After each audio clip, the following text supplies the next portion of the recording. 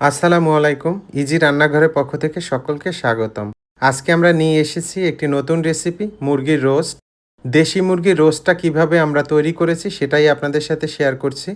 শুরুতে দেখেন আমরা মুরগিটাকে মেরিনেট করে নিয়েছিলাম মরিচের গুঁড়া এবং লবণ দিয়ে। এখন আমরা এটাকে ভেজে নিচ্ছি তেলের মধ্যে। আমরা মুরগিগুলোকে মোটামুটি ভেজে নিচ্ছি। আর এটাকে আমরা মরিচের গুঁড়া এবং লবণ মেখে রেখেছিলাম ৫ মিনিটের মতো। এই যে দেখেন মুরগিগুলো ভাজা হয়ে গেল। এটা কিন্তু একদমই দেশি মুরগি দিয়ে করা হচ্ছে। আর বিশেষ করে আমরা তো এটা পাকিস্তানি মুরগি দিয়ে করে থাকি। তো এটা আমরা করেছি দেশি মুরগি দিয়ে। অত্যন্ত সুস্বাদু হয় এই রেসিপিটি এবং মাটির চুলায় বাটা মশলা দিয়ে আজকে পুরো রান্নাটা হবে।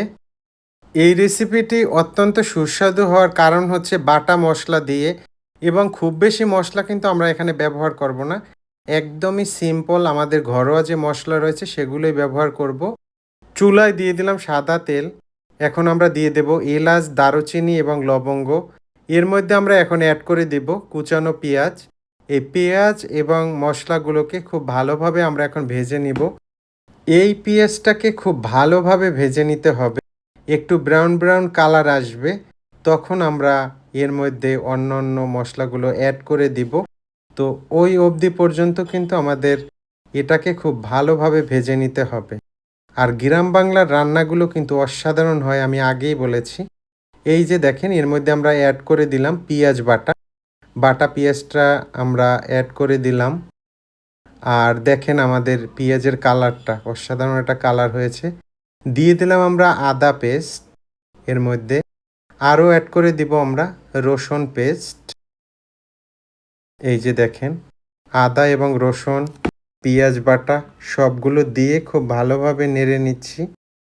আজকে যেহেতু অনেক বেশি মানুষের জন্য রান্নাটা হচ্ছে, তো এই কারণে মশলার পরিমাণটাও একটু বেশি দেয়া হয়েছে।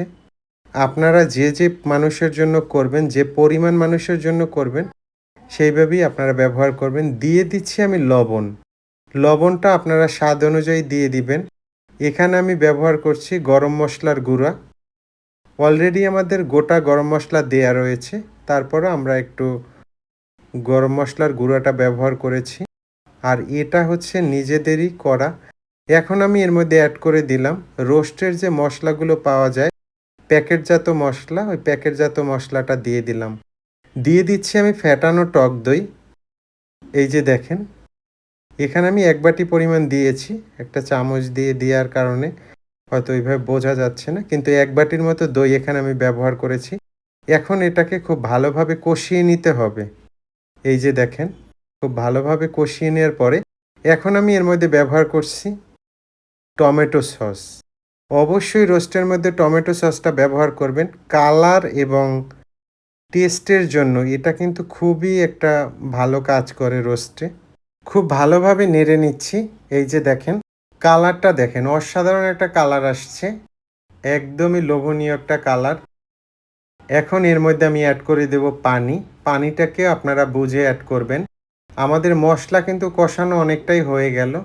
এখন পানি অ্যাড করে দিলাম এর মধ্যে ১ মগ পরিমাণ। এখন আমি এর মধ্যে ভাজা যে মুরগিগুলো রয়েছে সেগুলো অ্যাড করে দিচ্ছি। যেহেতু দেশি মুরগি একটু জাল দিতে হবে সময় করে। এই যে দেখেন আসলে এরকম দেশি মুরগির রোস্ট করলে কিন্তু অসাধারণ একটা টেস্ট হয়। একদমই আমি সম্পূর্ণটা ঢেলে দিয়েছি, সেটাও দেখালাম এখানে।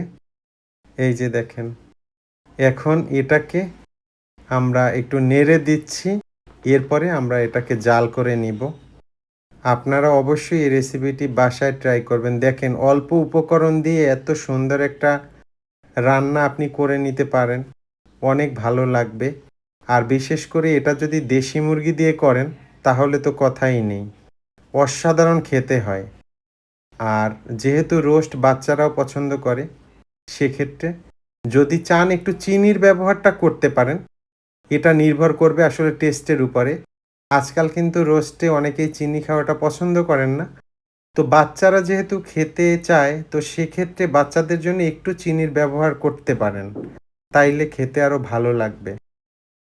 রান্না হতে থাক তার মধ্যে একটু কথা বলে নেই। সেটা হচ্ছে আমাদের চ্যানেলে যারা নতুন রয়েছেন অবশ্যই চ্যানেলটিকে সাবস্ক্রাইব করে দিবেন পাশে থাকা বেল আইকনটি অন করে রাখবেন, যাতে করে আমাদের ভিডিওর সকল প্রকার নোটিফিকেশন আপনার কাছে পৌঁছে যায় সবার আগে। অবশ্যই আপনারা আমাদের চ্যানেলটিকে সাবস্ক্রাইব করে দিবেন। দেখেন, রান্না হয়ে গেল আমাদের মুরগির রোস্ট। একদমই ঘরোয়া মশলা দিয়ে অসাধারণ টেস্ট হয় খেতে, বাচ্চাদের খাওয়ার একটা উপযোগী। আপনারা অবশ্যই এটা বাসায় ট্রাই করবেন। এখন আমি একটা বলে সার্ভ করে নিচ্ছি। ধন্যবাদ জানাচ্ছি সকলকে যারা ভিডিও দেখেন, ভিডিওতে বিভিন্ন কমেন্টস করেন। আপনাদের কমেন্টসের জন্যই কিন্তু আমরা আবার পুনরায় ভিডিও করার জন্য চলে আসি। ভিডিও করি, ভিডিও আপলোড দেই। শুধু আপনাদের জন্যই, আপনারা চান তাই আমরা প্রতিনিয়ত আসি। ভালো থাকবেন, সবসময় আপনাদের জন্য দোয়া এবং শুভকামনা আমাদের তরফ থেকে সবসময় থাকবে। যারা বাড়িতে গেছেন বিশেষ করে সাবধানে আসবেন, কারণ করোনা কিন্তু বেড়ে যাচ্ছে। চারিদিকে অনেক করোনার পেশেন্ট দেখা যাচ্ছে। আমরা আসলে ওই খারাপ পরিস্থিতির মধ্যে দিয়ে আর যেতে চাই না। সামনের দিনগুলো খুব ভালো হোক সবার জন্য। সুখে থাকবেন, শান্তিতে থাকবেন। আল্লাহ হাফেজ।